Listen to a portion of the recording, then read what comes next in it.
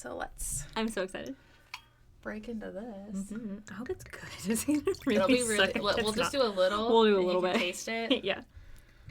in case it's bad. It smells good. That's good. That's a good sign. I mean, you know.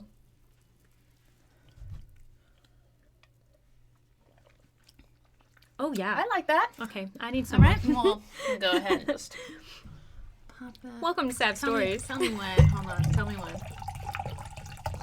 That's good. We both know 'em. I don't ever finish anything. Yeah, that's why I was like, I should not pour as much in her glass as I'm about to pour in mine. Yeah. Okay, Also and now we move them off of the table with the expensive equipment. And I turn off my notifications so it doesn't go ding in the middle of everything. One moment. Are we leaving this in? I don't edit these. Okay. Hi, guys. I didn't do an official intro, but welcome to Sad Stories. I did say welcome we were earlier. going to do the thing. Yeah. The thing we do at the beginning of every episode. Yeah. Like right now. Okay. Are you ready? Well, I am ready. You have to start it. The outdoors are great. Except when they're not. Welcome to the Not So Great Outdoors. We are your guides. I'm Piff. And I'm Sab, and I have too much muscle memory. Welcome to Sab Stories. Welcome. This is episode 2. It's August 1st. I hope you guys are having a great August. I hope that you are also drinking with us. Yes. But responsibly. Also, shout out to Piff for the amazing mugs. Mine was a birthday present, and there will be a video of me opening it available on the Patreon if it's not already. It should already be. It should already be there. But yes, I'm very excited. So, shout out to Piff. So yeah, welcome to Sad Stories. Again, we don't edit these, so sorry for the awkward intro where I'm like, are we going? Are we good? I hope you enjoyed that. I hope you enjoyed it. Yeah, no, we don't edit these. Okay. Well, also we're not sponsored by the wine we're drinking, but I really like it a lot. It's really If yummy. you work for Tiny Umbrellas and you want to sponsor us, we would happily be sponsored. This is really good. I would happily drink this Moscato every Do they have Sad anything Stories. cute on it? Oh, it says Tiny Umbrellas. Add wine to your mix. I know, isn't that cute? And I love the top. It says, for the love of leisure. Oh, this is so, it's very cute. And it's a drink umbrella. Yeah. Like a little drink and umbrella. it has a recipe for sangria. Moscato Sangria on the bottle. So Which I definitely want to try. So it'll be cute. So, we're enjoying that. so I'm probably going to hold my mug a lot just because I'm really happy with it. But whatever, it's And fine. she can't put it on the table. So I can't. I'm not allowed. We have too much This expensive is too equipment. expensive. You have to put it on your side table.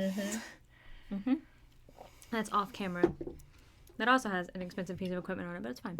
My phone is sitting there. Okay. It's okay. My laptop's under mine. Underneath, yeah. So it's like we really don't want to spill, but the first things we don't want to ruin are these right here. Okay, so before we dive into the story, I first want to emphasize how much research goes into every episode of NSGO, whether it be our episodes that are available on almost pretty much every platform possible to listen, or our Patreon episodes and like my Sad Stories. We try really hard to be good about saying the source where something comes from, Especially for quoting. Yeah. But we're human. We're human, and we have notes, but we don't always go verbatim like what's on our notes. We don't write out our notes like a paper, or something like that. So sometimes, when your brain gets ahead of you when you're writing it, you forget to write down like where something came from. So, but we always put every source that gave us any bit of information on the blog, or we also make them available to you guys on Patreon so you can know where the stuff came sources from. for Sad Stories are in the caption of this video. Yes. They are all there. Yes. They're just a list. Yeah. And so if you want to know where I find things, or if you want to know where Pip finds things, blog or Patreon descriptions.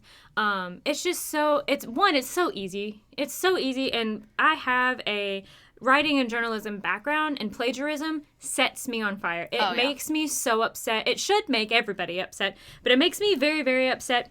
So I just want to make sure that you guys know that everything that we do, we cite the proper sources. Or we say we're speculating wildly. You know, like, we speculate when it's wildly a lot. And I feel like we even do that with things because I listen to a lot of podcasts. So if I say something and you think it's funny, I will immediately be like, I can't take credit for that because that's from such and such a podcast. Because I don't want you to think that I'm like trying to steal anything. Yeah. I listen to And That's Why We Drink constantly. Yeah.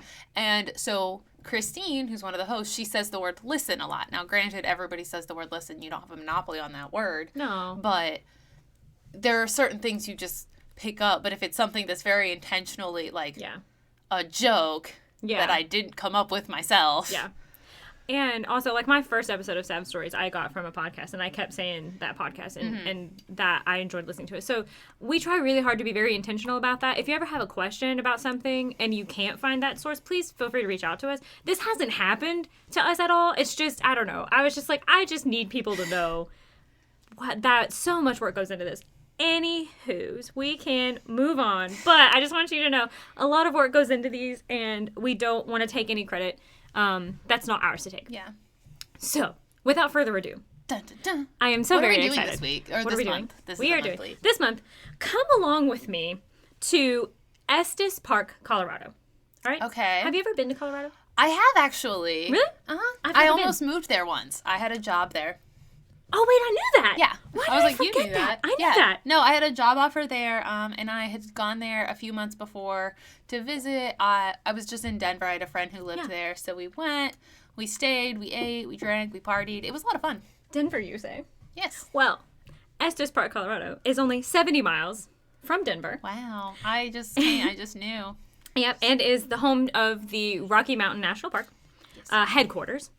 And I'm going to sound very, I don't know, marketing-y, but a popular tourist destination, Estes Park offers everything from camping and hiking to also brewery and winery tours, nightlife, all kinds of stuff.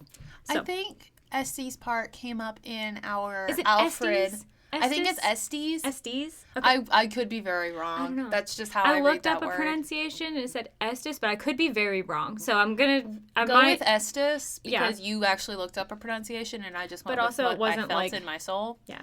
And usually what I feel in my soul is wrong. Well, if I'm wrong, I apologize. It's if fine. I'm wrong and But you know the proper pronunciation. I think it came up. I think Alfred, because he was in Rocky Mountain National Park and they were kind of near there. They were going there to go fishing. That's what it was. So it's Estes? I still don't know what I thought you meant the pronunciation. I was never just mind. like, this is how that's why that sounds familiar. We talked about it in another episode. Yeah. Hold on, I hit record. Yeah, I did. Okay. I was just checking. So, according to visitestespark.com, which is a very pretty website, which you should definitely go to just because it's really I love when like parks and like tourist have really good websites because it makes you want to go there more. Put effort into your marketing and all of that. Yes. So according to their website, quote, whether you are planning a romantic weekend or the family vacation of a lifetime, Estes Park has the events, lodging, and activities to create the perfect escape from the everyday, end quote. That's cute. Right? Doesn't it make you want to go? I mean, like, I wanted to go anyway, but it makes me want to go more. Yeah. Yeah. And also, this is not going to be one of those things where it's like, well, I'm not going with you. I promise. It's not going to turn into one of those things. We should go. I really want to do all the national parks. I do too. Also, I was bored when I was doing my research because I can't just sit down and crank it all out. Like, I have to space it out and I have to take a break. So, I looked up airfare. I found one-way nonstop tickets from Louisville Airport to, I think it's Denver is where the airport Probably is. Denver, yeah. Which is only about an hour away, I think, from Estes Park. For like $90. That makes sense. Right? When we went, we did Columbus to Denver, and it was actually my roommate. It was her birthday present for me because it was her friend in Colorado, and like I just wanted to go rock climbing, but like the tickets were like $47 round trip from like Columbus and back. It was great, and it was like a real cheap birthday present for me to be like, we're going to Denver, but I was like, but on the cheapest airline I could find. Yeah. I looked at Southwest because that's what we flew for my honeymoon. It was the first time I had flown with them. Oh, so like and a nice really airline. liked them. It's really nice. And also, your first check bag or two check bags, I think, are free. Yeah. So, like, that knocks out, like, a giant chunk also, too, which is nice. But anyway, it'd be fun. I was going to say, if you're, like, a normal person and you're not me, because I like to fly the budget airlines, and then I will pack in the smallest bag. Like, it's the biggest bag that they will allow, but it is the smallest bag I could think of. Yeah. I'm not that talented. I also pack too much crap. Anyway, I did look at that, and I do think we should go because it sounds really nice. Okay. Estes Park is also home to the historic Stanley Hotel. Is this about the Stanley Hotel? Yes. It is the subject of our episode today. I'm so excited. So, but don't jump ahead, because I have a bunch of fun facts to talk about before we get to, the meat of this. And I promise they are all, relevant. See, this is better than my fun facts, because I just like fun facts. Well, I mean, they're probably not all relevant, but the majority of them are relevant to what I'm going to talk about later. So. I'm excited. And you probably know why I'm talking about the Stanley Hotel, but don't, because people might not know. So. The Stanley Hotel. Hold on. Can I just say, I know of it. I know I've heard about it before, but I couldn't tell you the story from memory, so it's still going to be good. Fabulous. Great. This is going to be great. Just a disclaimer. Cool. All right. So, the Stanley Hotel is a 142-room colonial revival hotel that was built by architect, entrepreneur, and inventor Freeland Oscar Stanley in the early 1900s. Okay. He is also known for his creation of the Stanley steam engine. No association whatsoever to Stanley Steamer. Stanley Steamer gets your dirt cleaner. Oh, it's carpets cleaner, not your dirt. Yep. It doesn't matter. That's okay. But the Stanley steam engine was a steam-powered horseless carriage. So it literally, I saw a picture of it. It literally looks like what you would normally see being pulled by a horse, but it's propelled by a steam engine. Okay. Yeah, so it's pretty cool. Does it still have the little thingies for the horse? Or did they take those off? They took those off. Is there a spot for someone to sit outside? Yeah, it just stops at the spot where the people sit. Oh, okay. Yeah.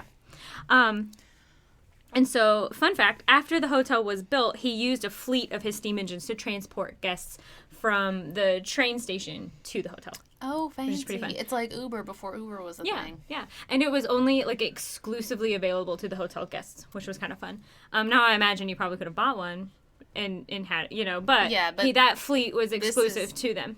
Which is pretty fun. Esteemed guests. Our esteemed guests. So, Freeland, also known as F.O., so F.O. Stanley. So, the letter F. The letters F O. And the letter O. Okay. Freeland Oscar. Yeah. Okay. F-O. I was just making sure it wasn't EFFO and it was some word that I didn't know about. No, just the letters.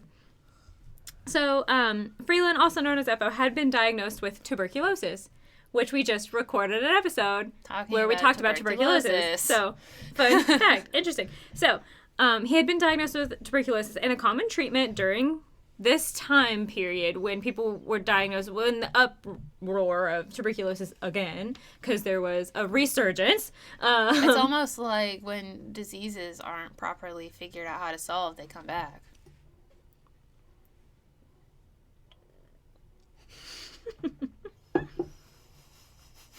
I will Kermit sip the tea all day with you. Sip the wine out of the coffee cup. Sip the wine out of the coffee mug. Okay. But yes, you're not wrong. Okay, a common treatment at this time was the recommendation of fresh air. Yes. Specifically, that good air. Yeah, that good air. Specifically, mountain air or places that weren't really metropolized yet. Weren't polluted horribly. So, upon the recommendation of his doctor, they went to stay at Estes Park because his doctor had a cabin there and said that they could stay. That good air. That good air. I don't know why I keep saying it like that. That's the only thing I can think of, though. It's it's that good air. It's like the air is better. It's like the grass is greener. It's So, what year was this? This was the early 1900s. Okay. I will get there. Just so there would have been a lot of coal dust for energy in the air. Yeah, this is also when gas lighting was still being widely used. Yeah. I'm just trying to figure out how smoggy it was back then. So I imagine this, them staying for the summer, which I'll get to a little bit more, was probably around 1905, maybe 1906. I want to say 1905 because the hotel construction started in 1906. Okay. So that makes sense. early 1900s. Yeah. Okay. So and how awesome was it that his doctor was like, here, you can stay in my personal cabin, my own personal My doctor would never cabin. do that. My doctor would never do that.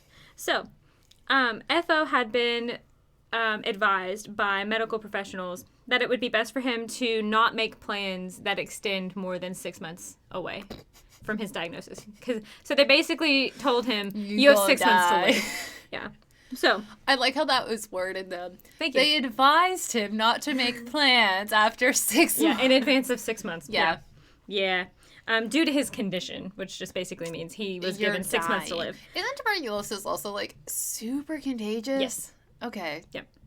But after spending the summer in Colorado, FO's condition drastically improved. Which happened. Tuberculosis wasn't just like a death sentence. It was possible for people to lots recover, of people died from it. But a lot of people did die from it.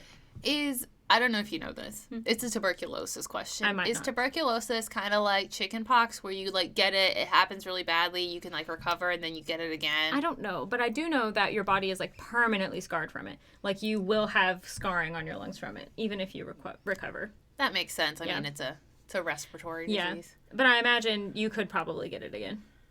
Interesting. I don't know. I just imagine. I'm not sure. I didn't check that. I also did a case involving tuberculosis and didn't check that myself. check it. So, So let's see.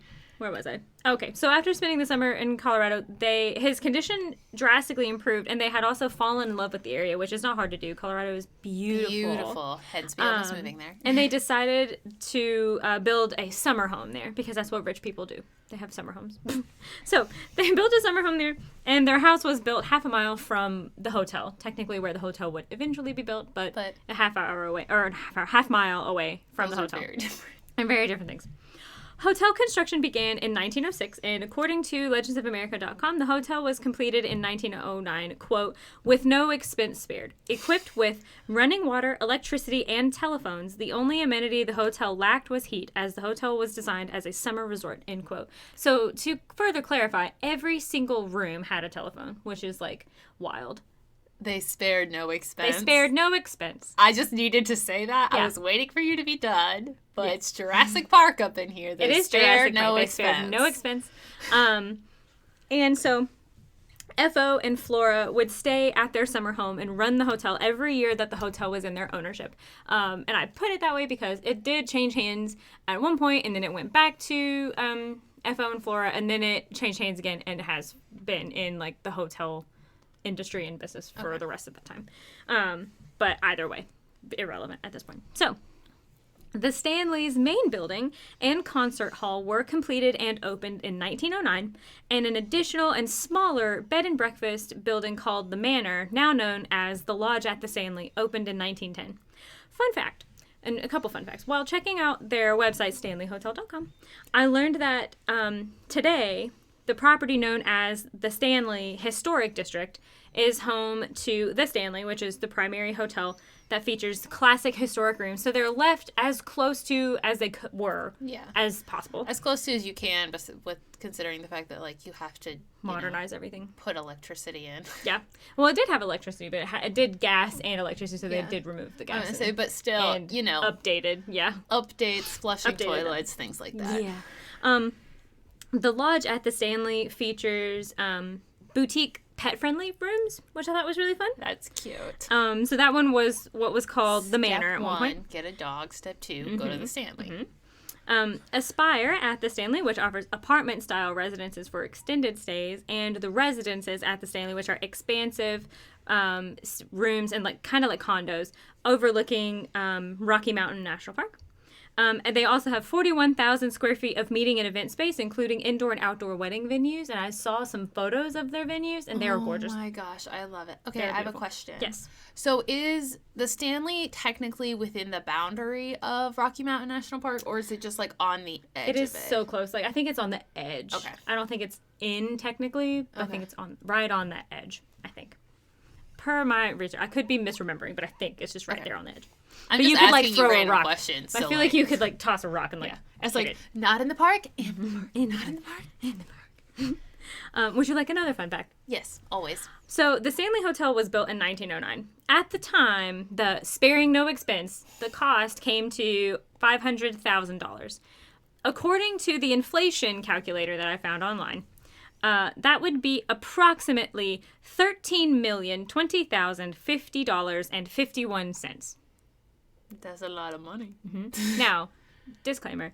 The calculator I found only went back to 1913. So I might be off by slightly. A little bit, but it's still like 500,000 to 13 million. Yeah. That's a lot. In the ballpark of that. Yeah. So, a lot of money. Quite a lot. In June 1911, so again, there was electricity and gas The gas was still used for many things. And when electricity first became a thing, like a lot of people were like it's unnatural. Yeah, like they didn't like it. So like they made it available to their guests in their rooms to have gas lamps rather than the electric lights and like things like that. So in June 1911, there was an explosion in the hotel due to a gas leak. The gas had just been refilled, and so a leak had sprung and an explosion happened. There were several articles about this, all of which having different details, contradicting details, and things like that. But the one that I found that seemed to be like the most straightforward and not as much embellishment, so I feel like that one probably has more facts rather than like trying to make it sound bigger than what it is. So the explosion did not destroy the hotel. It did do a lot of damage, but they were able to continue having guests while fixing what had happened. So it was like probably just like this wing or whatever. Yeah, a floor. Not a whole floor, but like a section of the floor. Yeah. So, and stated that that article stated that the explosion took place on the second floor in room number 217 when the head housekeeper, Elizabeth, hold on, I didn't write her last name here, but I have it down here. Hold on. I want to say Wilson, but I could be completely wrong. One moment. Wilson, I was right. All right, cool. So the head housekeeper, Elizabeth Wilson, struck a match to light the gas lamps in that room for a guest.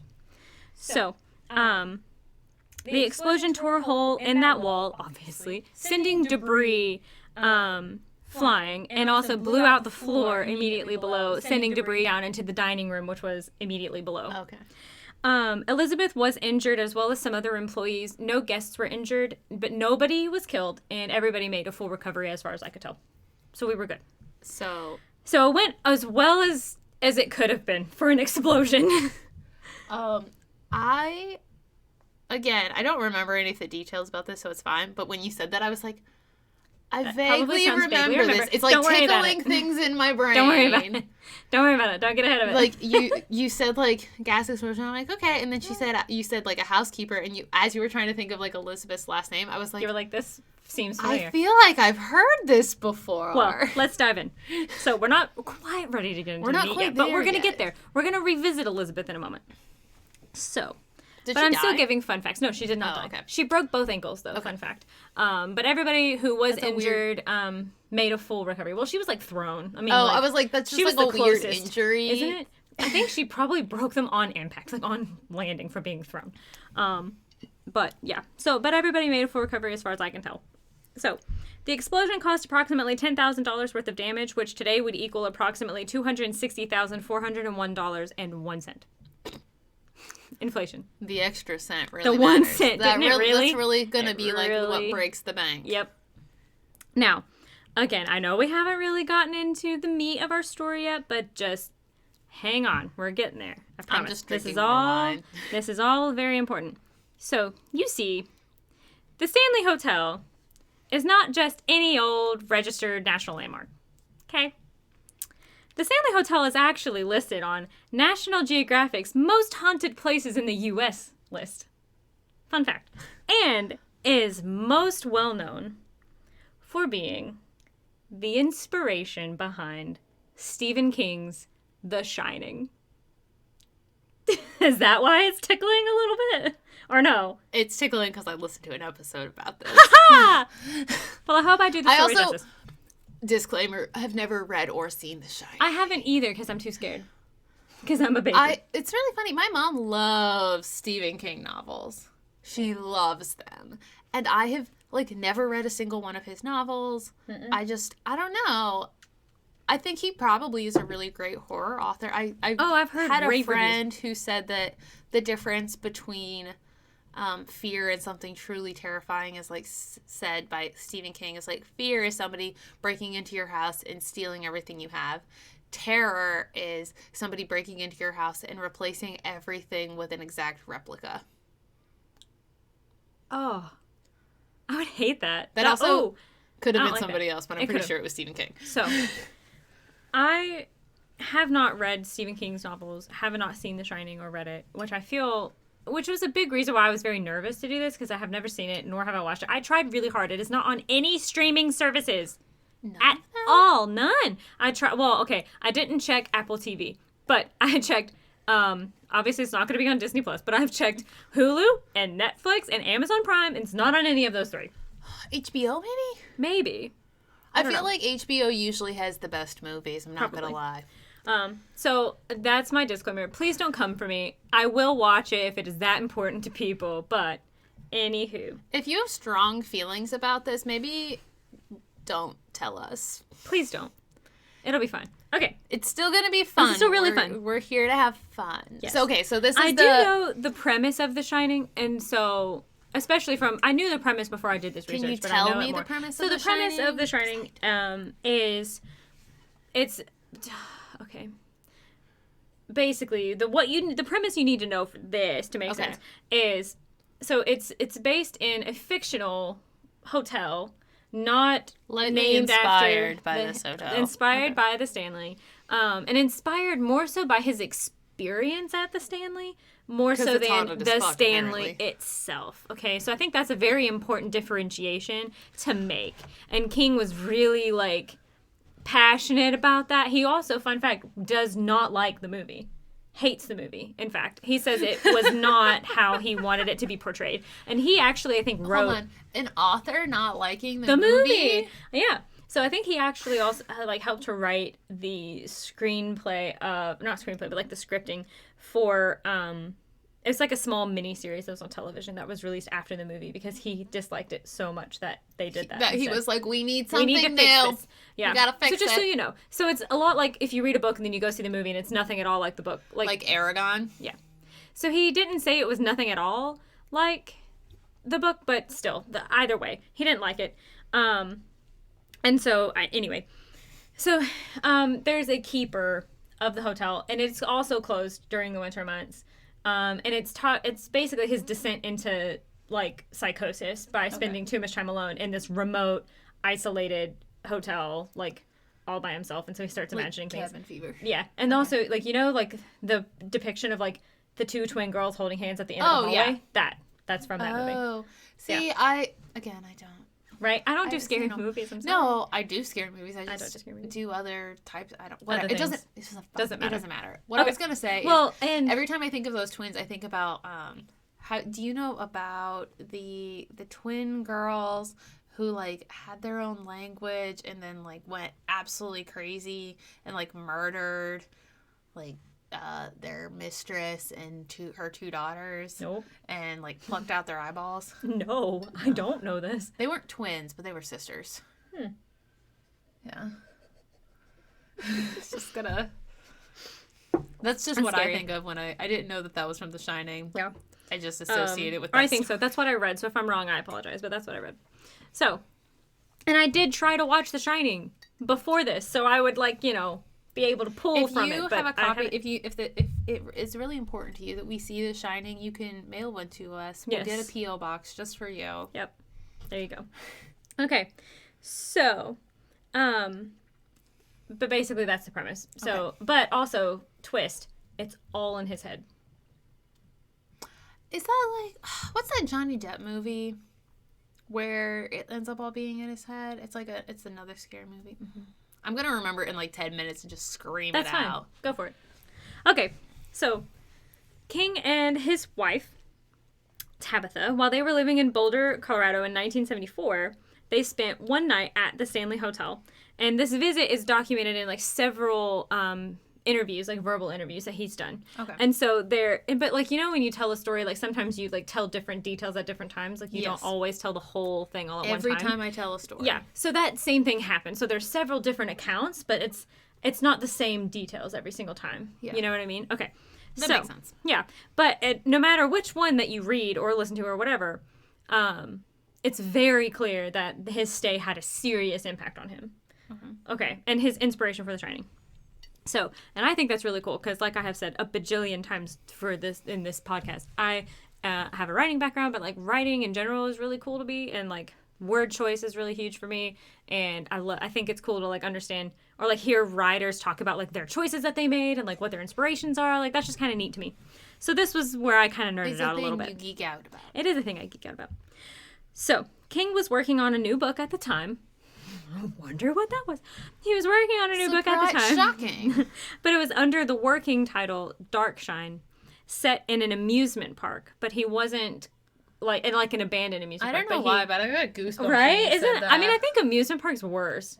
That'd be freaky, but maybe it's clowns. I feel like abandoned amusement parks are one of the scarier things. I think so, too. That might be like a leftover from me watching Scooby-Doo a lot as a kid. Yeah.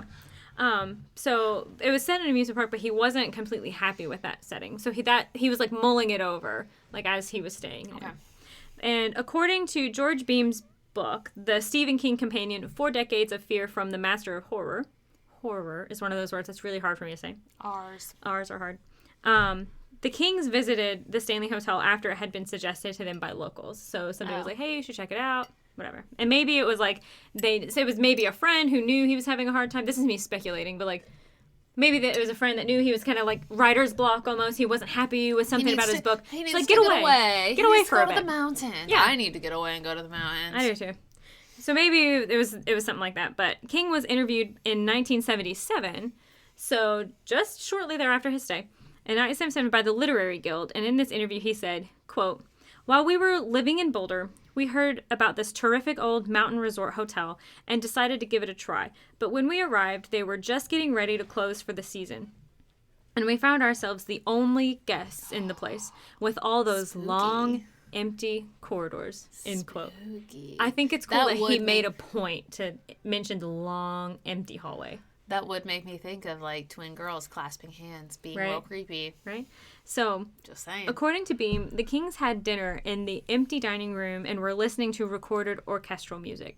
King said, quote, except for our table, all the chairs were up on the tables. So the music is echoing down the hall, and, I mean, it was like God had put me there to hear that and to see those things. And by the time I went to bed that night, I had the whole book in my mind, end quote. That's really cool. I think it's really cool how like authors can see like whole stories like that. Yeah. And then you just the hard part is like putting it on paper. Yeah. But that's really cool. After his stay, King changed the location and eventually the title of his new book to now The Shining. Although the Stanley Hotel is never mentioned in The Shining, room number 217 makes several appearances, and that just so happens to be the room where the Kings stayed, and is the Stanleys' most requested room. You can stay there. Because of this. Yeah. Oh, yeah, for sure. Can we go? And you can stay there. Hold on. I will answer that question at the end. I feel like that's you saying no. It's me saying maybe. It's a hard maybe. So... We'll revisit that. So in my research, okay, and this is where things kind of start to get fun, all right? So, but this is not all going to be about The Shining. That's just, honestly... How much wine do you have left in your mug? I don't know. Probably a lot more than you. No, just drink some of it. Okay. You've been talking a lot. I have been talking a lot. I need to... You need a sip. Yeah. You need a little sip. Mm-hmm. Also, it's really bothering me that I can't remember the name of that Johnny Depp movie, and I'm going to Google it. Okay, Google it. Sorry. I know, it's fine. I'll take another drink while you're Googling it. Google away. If my Google will open. Okay. Watch it. It's probably not even Johnny Depp. Well, Jack Nicholson is in The Shining. Secret Window. Oh. It is Johnny Depp. I've never heard of that.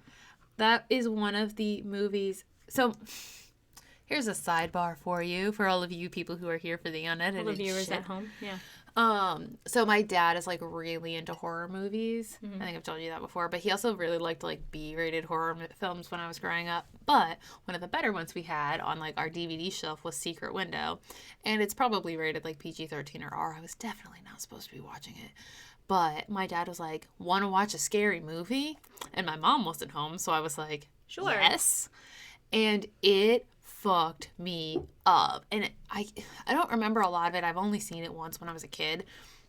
But, like, this guy goes to this island. There's also maybe an insane asylum. I don't remember. But he goes through all this stuff, and then at the end, they're like, no, you're a patient here. You invented all of this stuff. You invented that you're an investigator, but you've been with him this whole time, so like you know it's not true. It's a whole thing. It's wild. That'd be wild.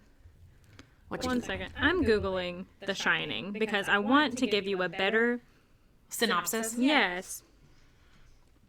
So. But that's also apparently Stephen King.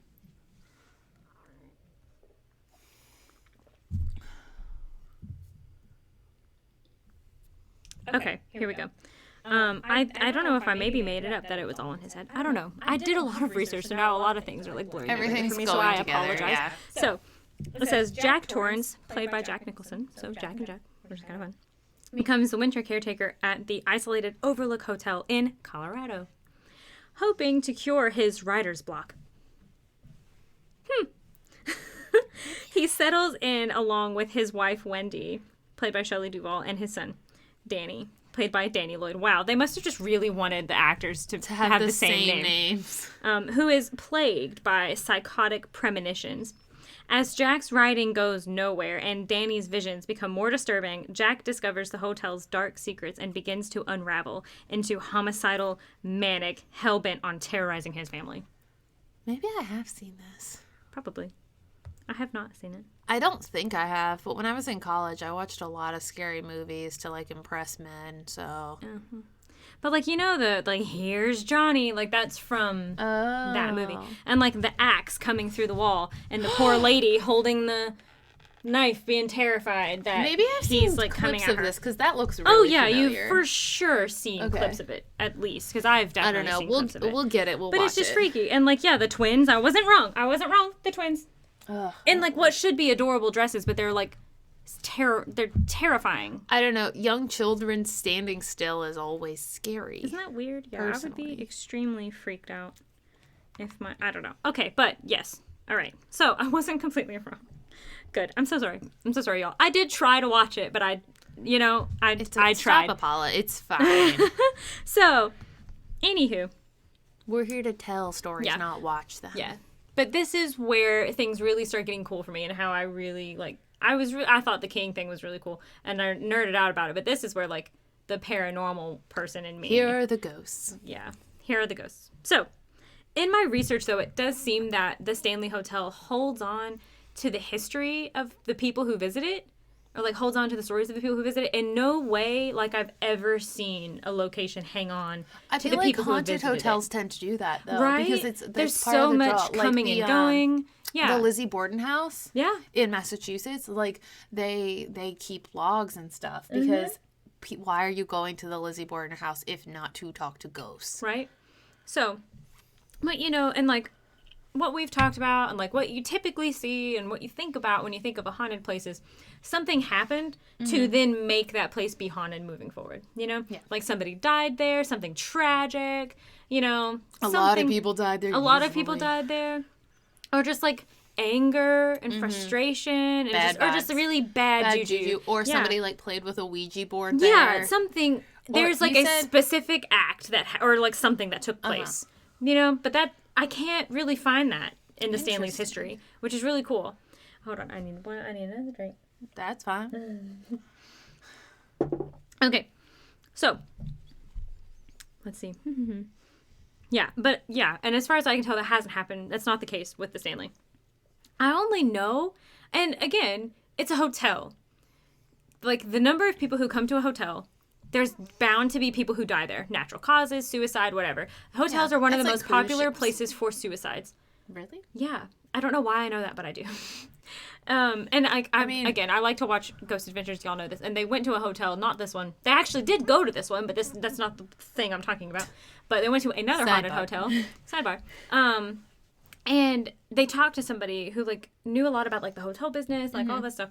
And was also the owner of that one haunted hotel. And he was like, think about it. Like, people want to come.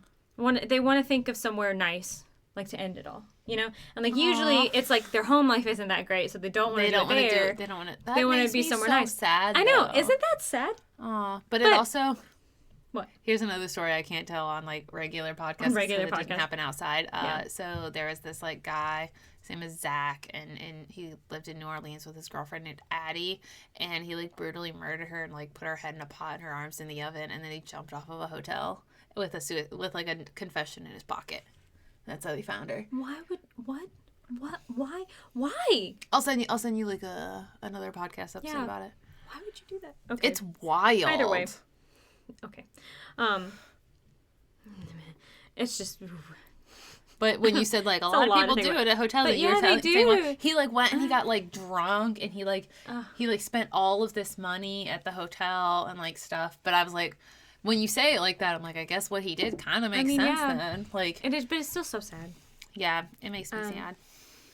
So, I only know of one death that took place. And this is one of those times that it's very unfortunate whenever you're researching anything. Is that when you read it, but you don't write it down, and you don't write down where you read it, and then you close that tab, and you're like, well, I'm never finding that again. Like, I can never find that again.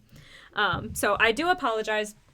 There is not a source listed for this one, but I'm making it public that this is not my own thing. This is something I did read. I just cannot, for the life of me, find where I read it. I've tried for the past, 48 hours to try to find it. I can't. So I'm so sorry. But disclaimer aside, I do know of one death that took place kind of at the Stanley. It didn't happen in the hotel, but happened on the grounds.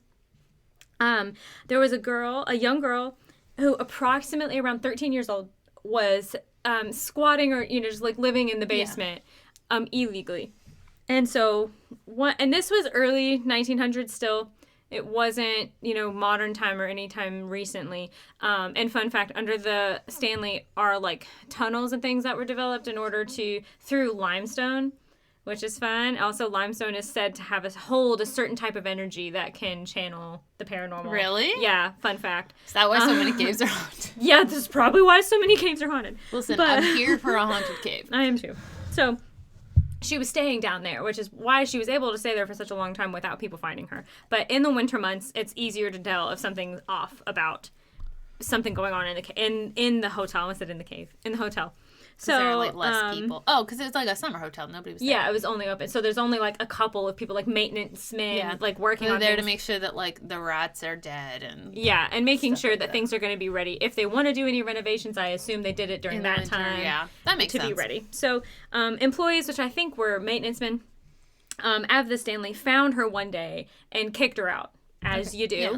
Kicked her out, only to find her the next morning frozen to death. Outside, which is really sad, and I'm sure they felt horrible, but they probably assumed that she was some kid who lived nearby and was go home, around. Get out of here. Yeah, because kids tend to break into places that are closed. Yeah. So, but that's it. That's all I can find of tragedy or anything that happened there.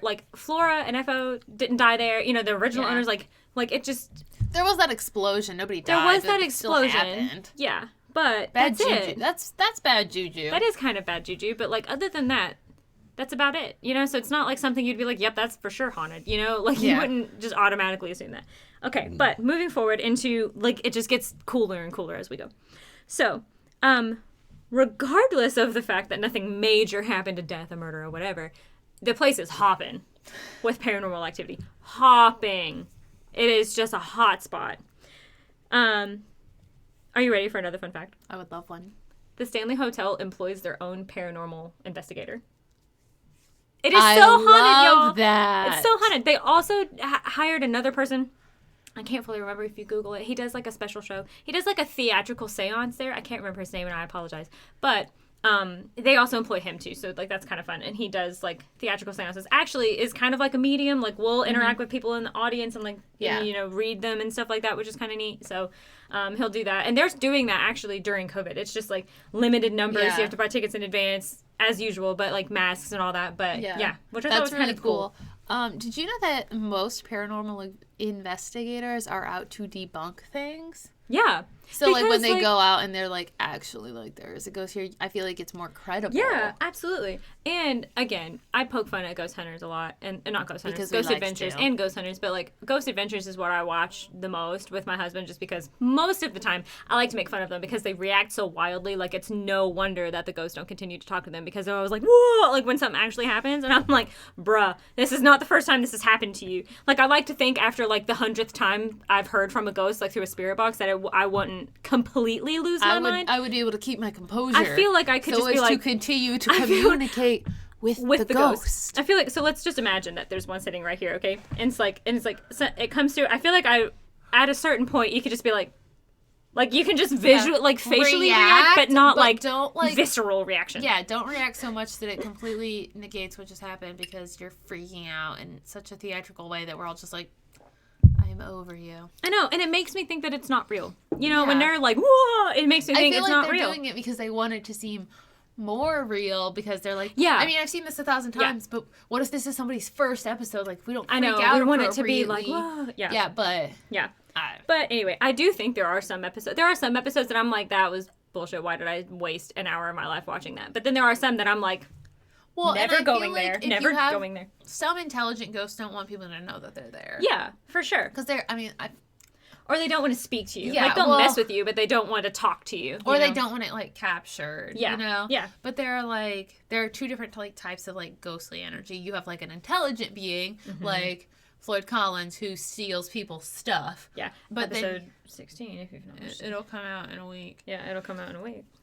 You should check it out. You should definitely check it out. But, or you have these more like residual energies that happen when like something really bad happened there, but nothing. And it's like stuck there. Yeah, so it's more like energy. So that's like stuff falls off the walls, but you're not going to get like an answer from somebody, because it's not like a person's spirit. That's like it's like energy. Yeah, or like that electromagnetic feeling you feel, like that static charge you feel, or like that the hair stands up on the back of your neck, but it's not going to be somebody that's like gonna touch you. And I feel like it's very important, like when you're talking about ghosts, to realize that both of those they exist in separate ways, you know? Yeah, they're not the same like thing. You are not gonna get an intelligent response from every paranormal entity that you encounter. Yeah. Now that doesn't mean that an intelligent entity is not going to knock something off a wall just to mess with you. Like I like to think that, and again, Floyd Collins, like I'd like to think that they're mischievous sometimes in a friendly way. Yeah. You know, like they're kind of like, all right, you want me to mess with you? Okay. Yeah. You know, like I like to think that they're like that sometimes too. Yeah. But yeah. That's why it's like sometimes on Ghost Adventures, it's easy to be like, maybe we didn't see anything happen, but maybe it's more of an energy kind of place than a intelligent being kind of place. Yeah. Okay. Are you ready for more about their paranormal? Oh, yeah. Sorry. Oh, no, you're fine. We derailed. That's okay. Do we derail on this show? What? Us? No. What? Never. Nope, I'm not allowed to put it there. Nope. Here we go. Fun fact about Steph, if you ask my family, I'm not allowed to have a drink on the table when we're playing a specific card game, because I will knock it off every time. Yep. Every single time. Yep.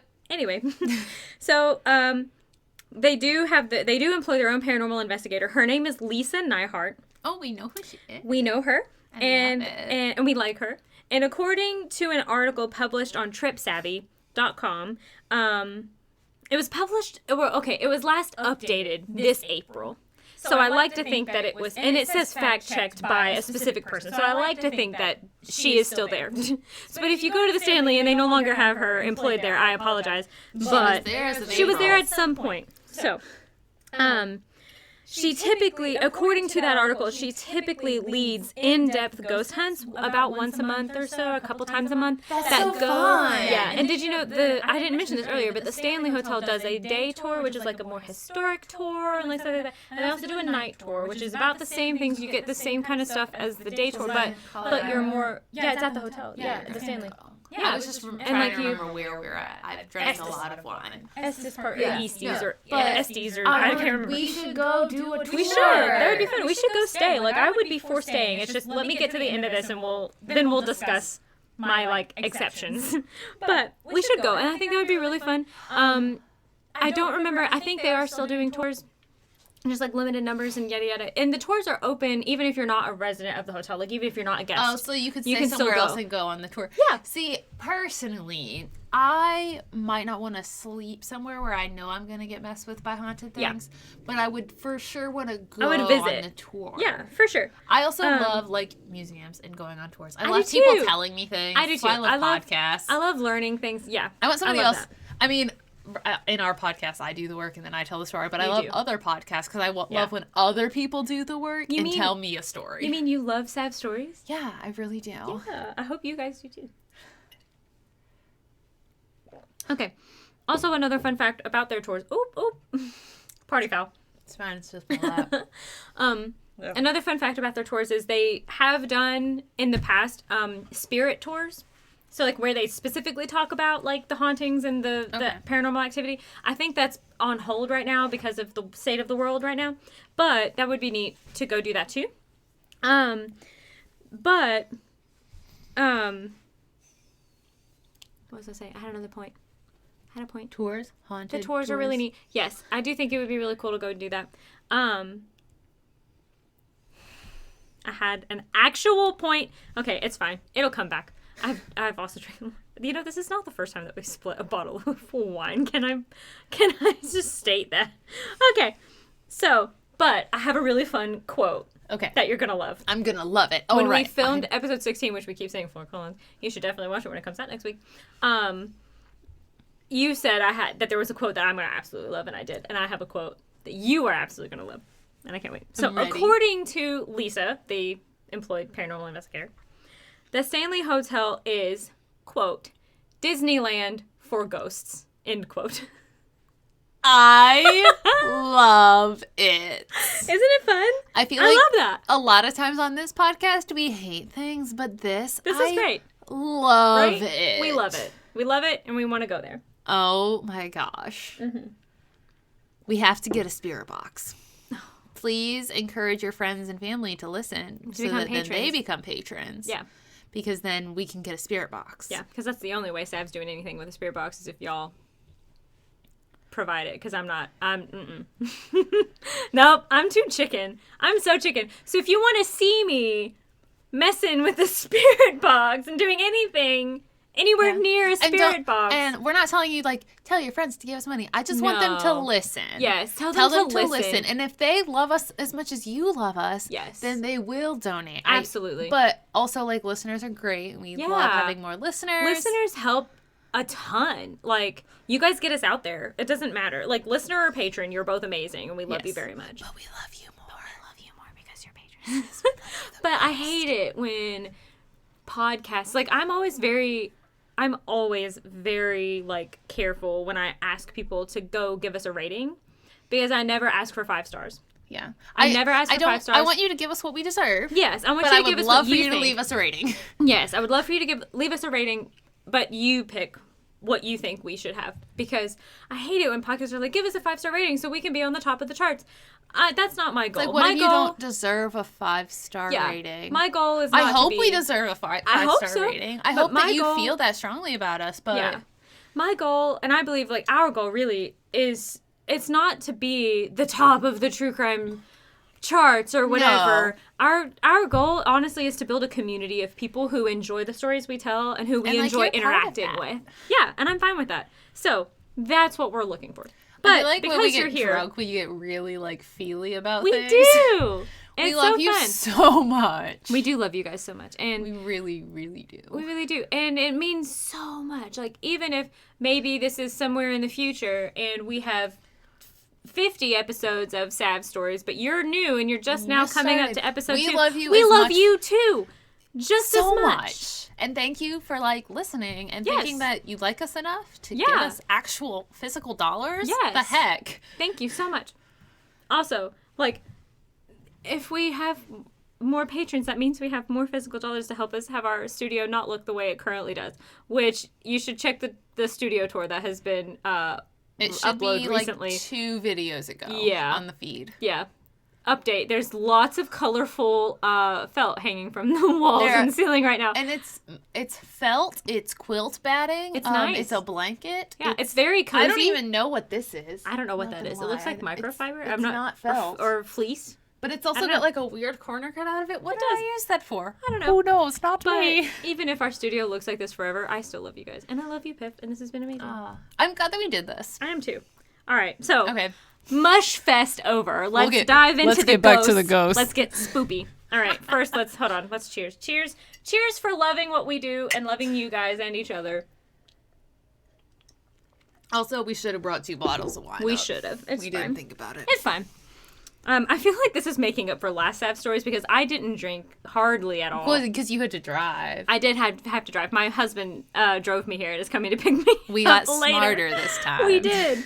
So, all right. This is my favorite part of this. I was writing this, and I was like, this is going to be so good. Okay. So, yes, according to Lisa, the Stanley Hotel is Disneyland for ghosts. And so that should tell you a lot about this. It's very active. As well as, it's not scary. It's spooky, You know, because anything happening paranormal is spooky, but it's not like vicious. It's not mean. They're not mean-spirited. They're very nice. I can't remember what hotel it is. It might be Lizzie Borden, but it might be, you know, that's just the one that's coming to me because I said it earlier. Mm-hmm. But there are some hotels where they're like, yeah, like we don't let guests stay in this room anymore because they kept feeling like they were being choked in their sleep or something like that. Whoa. Yeah, no, that doesn't happen. Mm-mm. Yeah, or I'm pretty sure actual Lizzie Borden, the Lizzie Borden house, which we should go visit, especially around Halloween, maybe next year. If we have enough patrons, we'll set a goal. If that becomes a thing. But I feel like next year for Halloween, that'd be really fun. That would be just not to stay there, but to go to Massachusetts go for Halloween. Yeah, that'd be really cool. Is that where like the Halloween Town like thing is, or is that? I don't know where. I can't remember where that is. I don't know, but we'll make a trip of it. You know, Lizzie Borden like. Gave her mother 40 whacks. When her father saw what she'd done, she gave her father 41. The JP murderess. No. Why is that not ringing a bell? You don't know about Lizzie Borden? I know Lizzie Borden. I know the name. Why did that not ring a bell though? The little schoolhouse rhyme about it. Oh, okay. Yeah, it's like a thing. Hold on. Yeah. It's like a jump rope like thing. Okay. Hold on, yeah. Those things are always so catchy. Jump rope song Lizzie Borden. Oh.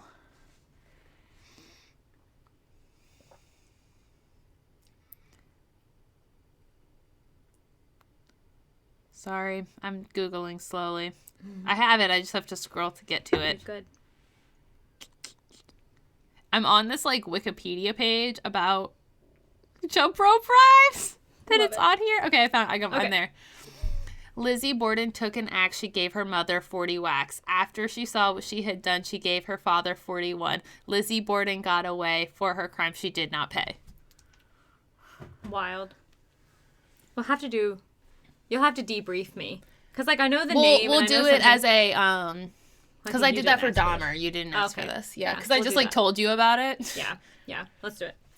Okay. In not research terms. Yeah. So, further on to, like, it's Disneyland for ghosts. So, again, every article or resource or recount or anything I could find said that these ghosts were primarily friendly. Like, but that still doesn't mean you don't get spooked by them. And you don't get freaked out. But I'm not going to say Casper, but it's, like, friendly. Okay? So you're gonna get spooked, but you're not gonna get hurt. Yes. So it's like they're very active but friendly.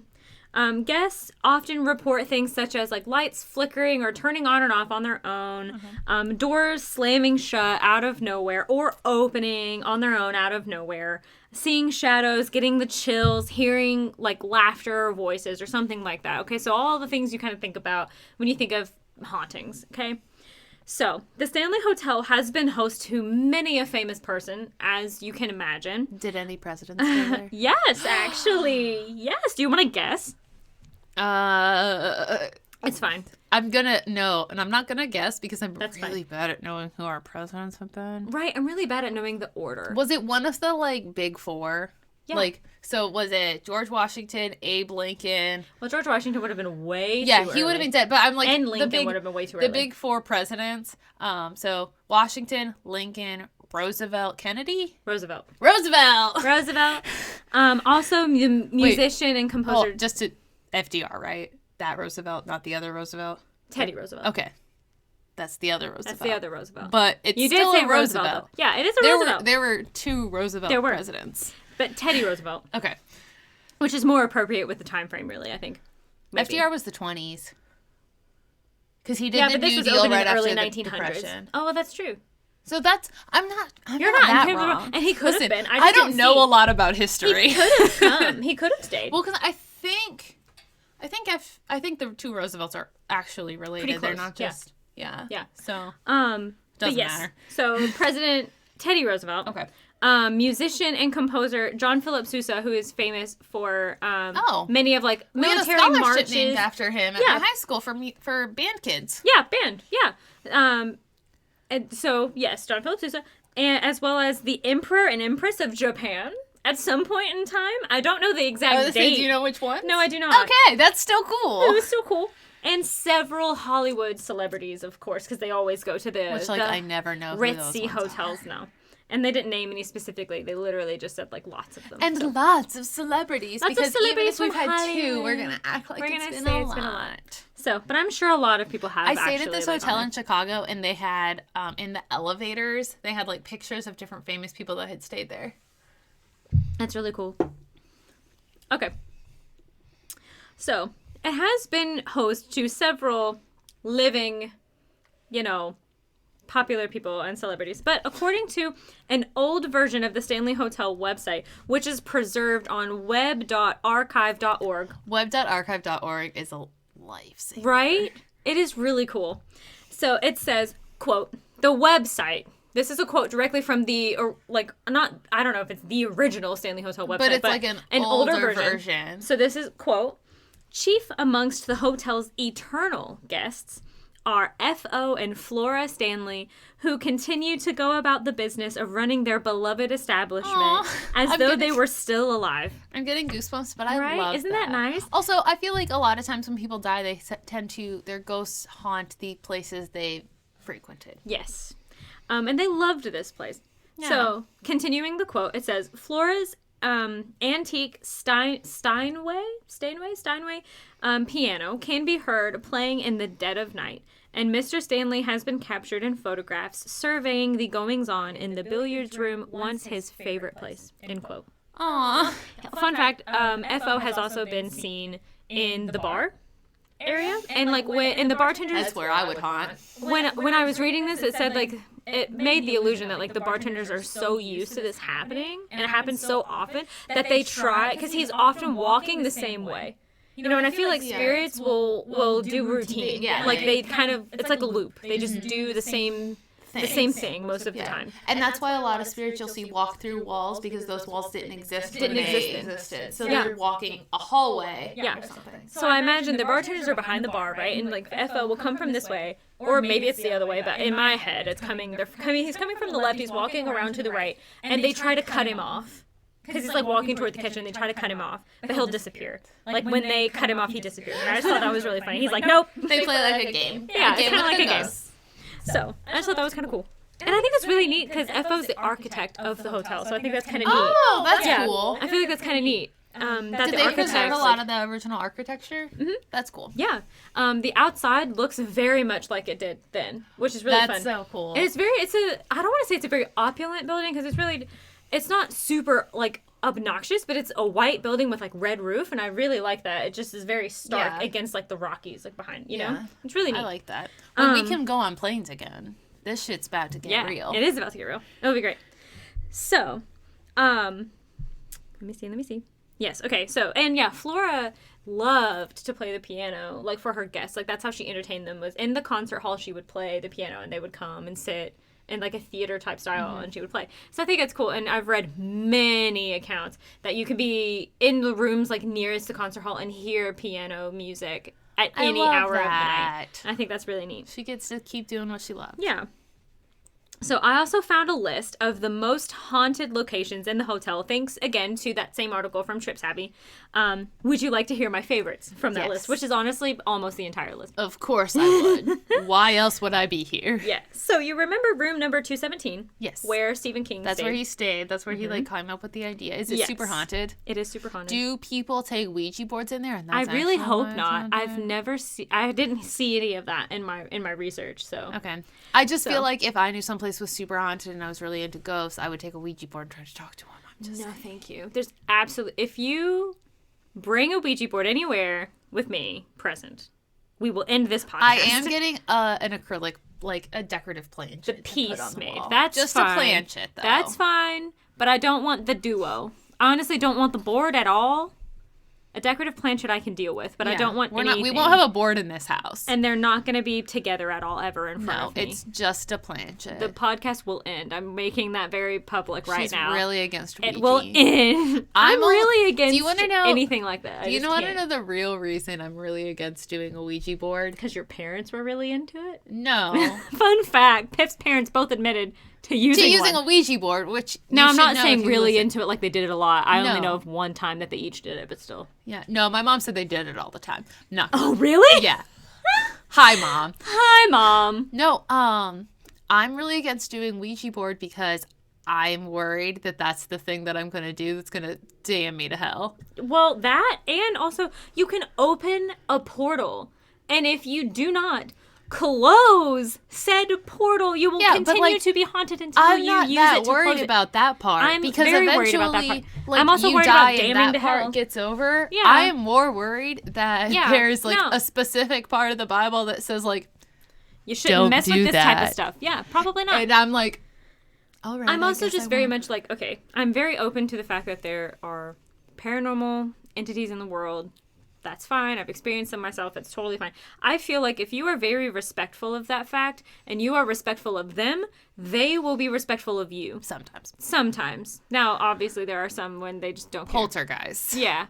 But also, I don't want to open myself up You don't want to invite that in. I don't want to invite that into my life at all. No, I don't want to invite that in. Honestly, I almost didn't watch. I only started watching Ghost Adventures fairly recently, like since COVID in quarantine. Well, yeah, you had to do something in quarantine. Well, yeah, and because I was very nervous about watching anything like that and doing anything like that because I didn't want to open myself, because I am so very like, that's a thing. I didn't want to open myself up to that. So I can only watch a couple episodes. I won't watch it after dark. Like this, it's a whole thing. But yeah. So anyway, moving on. So yeah, no Ouija boards whatsoever. Okay. But we will have a decorative planchet. We'll have a decorative planchet, but it has never been used in any way. And that makes me okay with it. No, it was just made to be decor. Yeah, and that makes me okay with it. So we remember room 217 where Stephen King and his wife stayed. It is not haunted by Stephen King. Obviously, he's still alive. And it's not haunted in any way regarded to that, I think.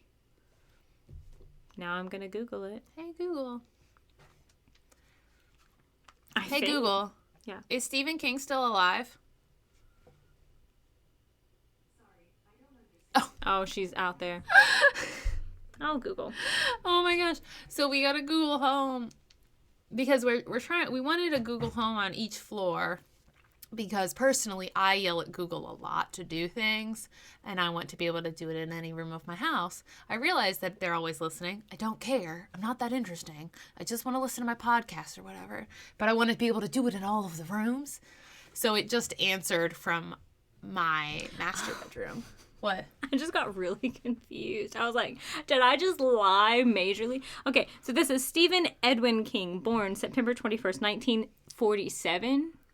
He stayed there 1974. Oh. And I was like, hold up. So hold everything. Is probably still alive. That would only put him in the 80s. He is still alive. He's like old, but alive. He's old, but alive. Okay. Yes, he is alive. I don't know why, but Stephen King to me is kind of like Edgar Allan Poe. He's 72. Like I just imagine that they're like old and dead. Yeah. Edgar Allan Poe for sure dead. Oh yeah, he died on his birthday. Did he really? In a gutter. Weird. In a gutter. Great. Fun fact, when I was a freshman in high school, we did an Edgar Allan Poe unit, and I had this English teacher who was like intent on making us rote memorize things, which I'm very bad at. Also, English is not the subject to do that in. But we had to memorize all these facts about him, but one of the facts is that he was born on the same day that he died. And he died face down in a gutter, either from tuberculosis or alcoholism, but probably both. Probably both. Everybody he knew died of TB. Oh. Jeez. Okay, and now I have to go back to my notes because Okay, here we go. Okay. Sorry, I keep derailing you. So we do know. You. That's fine. This is probably going to be the longest episode of Sad Stories ever, but it's fine. It's only the second one. It's only the second one. Well, okay, so 217. That's the room where he stayed. Anyway, during his stay, remember I said that he had many different details that he shared? Mm-hmm. I specifically saved one until now. Okay. So, during his stay, he woke up in the middle of the night, terrified, because he had had a nightmare that his 3-year-old son was being chased through the halls, screaming. Ooh, he didn't, as far as I can tell, he didn't know what was chasing him. Okay. But he was being chased through the halls, screaming. So he, sat right up. Now, that could be because he's a horror author, and so he has dreams like that. Or it could be something influencing the fact that he had that dream. Mm-hmm. I don't know. So, there's that. So, he wasn't, specifically haunted. He definitely had weird experiences, but he never comes out and says, something happened. That makes me think it was a ghost or anything. He was never the Stanley is haunted. Yeah, no, he never said that. He was more there was some weird things, man. Yep. So, Remember, room 217 was also the room where Elizabeth Wilson, the head housekeeper... They were the same room? It was the same room where she lit the match and the explosion took place. So, Elizabeth is thought to be... So she returned... She had her full recovery, and when she recovered, she came back and returned to work and continued working there until she died. Can I throw in a fun fact that I'm remembering from the podcast? Sure. So, the owners paid for all of her medical treatments. Oh, I didn't know that. She was able to return to work, but they were like, you never have to light another lantern again. Oh, I love that. Why didn't I see that in my research? Yeah, and I'm pretty sure it's the same one because I'm like, I hope so. Remembering. But that's awesome. I didn't see that from my brain from another episode. It was probably and That's Why We Drink because that's the only like haunted one I listened to, but it could have been something else. Like, because Morbid does haunted stories sometimes, Wine and Crime does it every once in a while, so I'm like, but it was probably and That's Why We Drink. Yeah. Well, Elizabeth, I think, is my favorite ghost who shows up at the Stanley, only because she does, I don't know, I just think it's great. I just picture her being very sassy. Did she work there like her whole life? Yeah. She worked there until she died. I don't think she died at the hotel. That would explain why she haunts it, though. Yes, and I don't think she died at the hotel, but I can neither confirm nor deny that. Wasn't she like 17? Like she worked from like teenage till death? She worked, for a long time. Yeah, I would haunt that place too. Yeah. So, I'm gonna haunt this pod lab when I go. And again, you can request that room. You can request a specific room. Is it like hard to get? Yes, it is really hard to get because Stephen King stayed there and because it's one of the rooms with the most activity, and people know that. So they request it. So it is hard to get. But, so Elizabeth is thought to be a frequent visitor of the room. When guests stay in this room, they report that if they have left their luggage unpacked, which many travelers do. I mean, not many people really, like, unpack fully into, like, the dressers. I know a few people who do, but most people know you live out of your suitcase. Yeah, I do a lot, like, with some things. Not everything comes out, but, like, most of my clothes do because they're bulky and that takes up the most room in the bag. So I've stayed in a hotel with Kevin a few times for Over the Edge events, and he unpacks entirely into the dresser. Really? Every time. Everything. And if I'm staying for a long, like for the honeymoon, I did that. No, it's we stayed for like a he'll full be week. there for 2 days. Yeah, and unpacks fully. That's cool. Every time unpacks fully. Well, Kevin would not have to do that if he came to the Stanley because when guests stay in this room, they report that some of their items have been moved and lights turn on and off on their own. They also report that if they have left their luggage packed, they return to it being unpacked, folded, and neatly put away.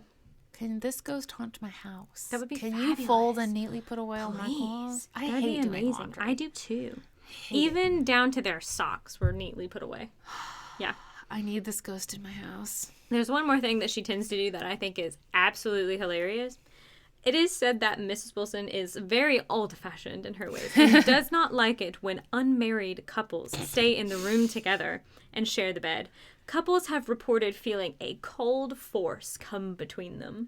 Is it does she only come between them if they go to like do something? I don't know. I've just heard she doesn't like it if they share the bed and it's like no, like they can't get near each other. Cause like personal information, like me and my fiance share a bed all the time, but like most of the time we're just sleeping. You're just sleeping in a bed, not doing like. So I'm wondering if like when we went there. Pre-marriage. Yeah. But so married couples are fine. Are fine, yeah. Okay. So fun fact, the room also has a collection of King's books in the room, which I think is kind of cool. Are they like, that's cool. Are they haunted? I don't know. No, I was going to say, are they like original? Oh, I don't know. That'd be cool. Or if they were like signed, that would be neat. I don't know. I didn't see that. I feel like he would sign them. Another paranormal hotspot in the hotel is the grand staircase in the hotel's lobby. It has been called a vortex, quote unquote, as well as a rapid transit system, quote unquote. A rapid transit system, meaning like a portal or a gateway. Like for the ghost to quickly travel. Honestly, it just reminds me of like a... Do you ever watch one of those shows, like probably like the Jetsons, where you step in and then you're in like a little tube, like a hamster ball, and it's like woo! I mean, it does help them to quickly travel. So I mean, I don't know. It could be kind of like a ghost hamster tube. Yeah. In 2016, Henry, I'm gonna say Yao. It's an Asian name. It's Y-A-U. I'm gonna say Yao. We're gonna go with Yao. Henry Yao was visiting the hotel, and he used his phone's panorama setting to take a nice wide shot of the grand staircase and the lobby of the hotel. Yeah, like you do when you're on vacation. So Piff, if you would please turn your attention to the drive. Do we have the photo? We have the photo. Okay, I will, because this won't be on the blog, the photo will be on the screen right now. Yes, the photo will be up. I want you guys to be able to see it. And I will include photo credits, and so that they will be included. Photo 1, 2, 3? I'm going photo 1. Okay. Like a photo 1. And I am actually also going to pull it up just so that, because I've got a slightly larger screen on here, I want you to be able to really see everything. So because you guys can see the photo at the moment. The photo is on the screen right now. Photo 1 is just the full panorama. You can tell it's a panorama because it's slightly bent a bit, and that tends to happen whenever you do those. All right. So if you swipe next to photo 2, which should be going up on the screen now for you guys, I want you to just look at this and tell me if you see anything out of place, anything remotely strange. So I'm just going to describe what I... Oh, is that... Okay, so I'm going to... Just say it, yeah. Sorry, I got distracted. So I was going to say, like, okay, there's a person at the desk, there's a person behind the desk, and then I moved right, and I was like, okay, it looks like there's, like, a face that came off of the photo next to the stairs. I don't know if that's what I'm supposed to be seeing. Nope. And then at the top of the stairs, it looks like an alien head, which also might not be what I'm supposed to be seeing, but both of those are freaking me out a little bit. Okay, so the photo at the very bottom, I'm not quite sure what you're seeing at the base of the stairs. It looks like right the there. face got I think off. That's just the... that's the first thing I saw, and then the second thing I saw was like, where I was like, what the fuck? Well, up at the top of the stairs, to the left... There's like a uniform. Dark figure. Yeah. All right. If you go to the next photo, it is Henry's Instagram post, and there is a circle around the figure. There it is. There it is. I mean, that's where I was looking, but until it was circled, I wasn't like... It's very strange. Looking at it, oh, that is a woman? She is standing figure. there. No, it's a woman. That is a woman. Yes. You are looking at it right You're now. looking You at a have to woman. agree with me. That is a woman. Yes. So, I can see her arm. Like, I can see her head. I can see her hair. Like, it's pulled back. Yep. I don't like that. So, don't swipe anymore. Okay, no, I'm going back. You can stay on that photo if you want. I'm going back to look at it without, because I, like, definitely noticed a thing there. Like, I could see it. All right, so you stay in the drive. You can keep looking at it. I have to go back to my notes, but you stay. So according to an article published by the Denver Post, Yao doesn't remember anyone standing on the stairs when he took the photo. He was very clear in another quote from another source that is listed, but I can't remember specifically which one, that he very specifically hates when there's people in his photos. He was like, I didn't much care about like the person at the desk or behind the desk, but I wanted to focus on the stairs, and I didn't want anybody walking up and down the stairs. And when you look at it, and I will try to put links to the photos, so if you guys want to look at them more intensely in the description of this video, if I can't find them, like, just to the photos, I will link the article that Savannah found them from. Like, that'll already be in there, so you can find them, but I'll put, like, a note, like, find the photos here. Yeah. But the people in that photo look a lot like, you're like... Okay, that's why I was like, okay, there's a person in front of the desk. There's a person talking to the desk. Because you can really clearly see them. The figure on the stairs is not solid. It's not. It's almost a little see-through. Like, it's kind of strange. Yeah, like the arm is looks like translucent. misty. Yeah. So, he very specifically said, he was saying in the article, he does not remember people being on the stairs. And he said he noticed something strange when he looked at the photo the next morning. And he posted it to Instagram, which is why I have that screenshot of the Instagram. And he posted it with the caption, quote, by golly, I think I may have captured a hashtag ghost at hashtag Stanley Hotel, hashtag SS Park. He's also the PR coordinator for a children's museum in Houston, Texas, which I think is awesome. So he's like doing it right. He's doing a great job. But so in the article by the Denver Post, Yao said, quote, I am terrified of ghosts. I grew up in a very superstitious culture. My mom is Chinese and Buddhist, and I was born and raised in Venezuela, but I never imagined that I would capture a ghost, end quote. Right?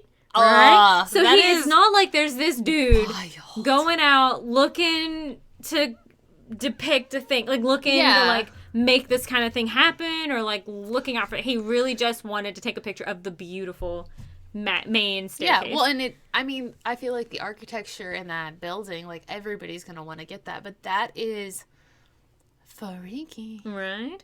So, also, if you go to the next photo on the drive, which we can show it on here too, it's another Instagram screenshot, and I'm going to pull up the drive just so I can look at it, but don't have to, like, swap back and forth. Okay, so this is just a square photo. It's like it's Instagram, just the staircase. Aries 415. Yeah, Stanley it's just Hotel. the staircase. Yeah, so he took another photo, and it's not there. Like, that's the point I'm trying to make here, is that, like, he took another picture. It's not like it's a weird pillar or, like, a weird architectural element. It is so clearly a human form. Right?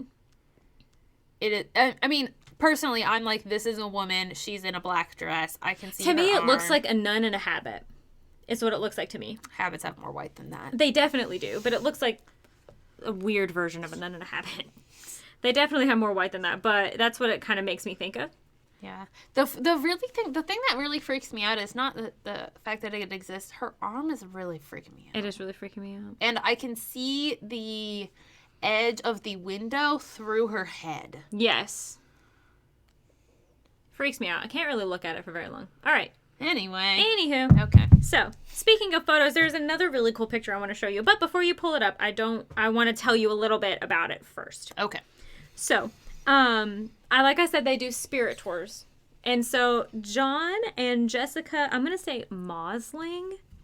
I don't fully know if I'm pronouncing that correctly, but it's fine. They took this photo as they were on a spirit tour. And, okay, so now you can pull up the picture. I just really wanted to, like, set it up first.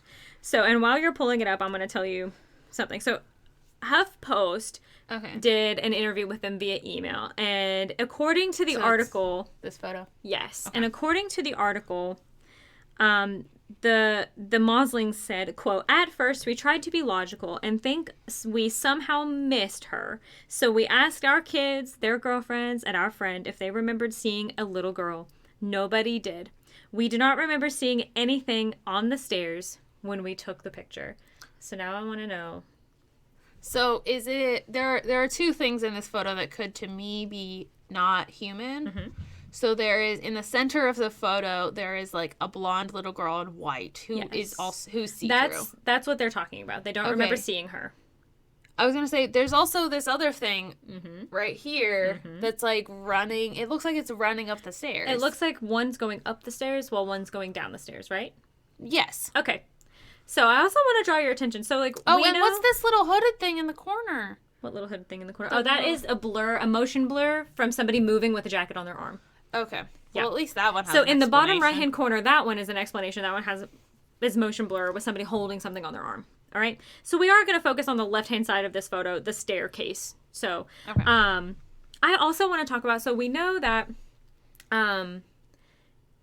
for manifestations to take place, they need to draw energy from something, right? Yes. All right. Look at the little girl that looks like she's going down the stairs. Tell me you do not see those light beams going from the light on the wall toward her. I didn't even notice that. Right? Now, again, being a photographer, light can do weird things in your photos, all right? So I'm all for having photos, especially if something's like, oh, we captured something paranormal. I'm going to try to debunk the shit out of that because photos can do a lot, and cameras can bend the light. They have mirrors inside them. So let's talk about that a little bit. So Ben Hansen, former FBI agent and host of Fact or Faked Paranormal Files, analyzed the photo, and he said there were no obvious signs that the photo had been messed with. All right? He said, quote, "Assuming that it's not doctored, it ranks up there as one of the best photos of possible paranormal evidence I've seen. If it is faked, I've got to hand it to them that their level of detail and creativity, because there's usually enough easy signs to suggest hoaxing." So, remember, most paranormal investigators are trying to debunk. Yeah, that's their entire job. Yeah, because if you can't debunk it and there's no explanation, then you maybe really have something there. Yeah. You know, but it's easy to debunk most things. So I really am glad that HuffPost talked to him and they made the connection that he analyzed that photo, because we've got like an expert kind of looking at it. Yeah, we have And I'm sure he knows, like, what to look for when it comes to, like, Photoshop and all of those, like, signs. Exactly. Yeah. So the HuffPost article also said, quote, now this is kind of a long quote. I do apologize, but I can't rephrase it. It's just too good. So the HuffPost article also said, quote, the Mausling said that at the time the photo was taken, there were just 2 people on the stairs. The tour guide and someone else on the tour with a cell phone in their hand. Yes, and we can see them. Yes. Okay. So, however, the image shows what could be a third figure who appears to be walking up the stairs and away from the tour group. Hansen said he assumed this figure was just another person walking up the stairs with the same motion blur as seen in the other person. Yeah. It says, as seen in some of the other people in the image, then notice something else, end quote. Hansen said, quote, through the stair railing posts, you should see the lower half of this person. There are no legs. Like you do the tour guide and the shoes of the person on the stairs, but I can't make out the lower half. Oh my gosh, I didn't even notice that. Right? I didn't either. I saw this photo before I read this article, and I was like, oh, it's just a blurry person. And I focused on the little girl, what looks like a little girl. In the center. Yes. Yeah. And then that drew my attention. I was like, oh my gosh. Yeah, so, there aren't legs. Right? Which we did talk about how seeing a whole person ghost is kind of creepier than like half it really of those, kind of but is. Like, and it's more common to only see pieces. Like it's less common to see. It takes a lot of energy apparition. to like fully manifest. So this little girl, I mean, we can't see her feet, so it could have just been a half apparition as well, and they just happened to catch her upper body. But she's a little more solid. She looks like she could have been a person. Yeah.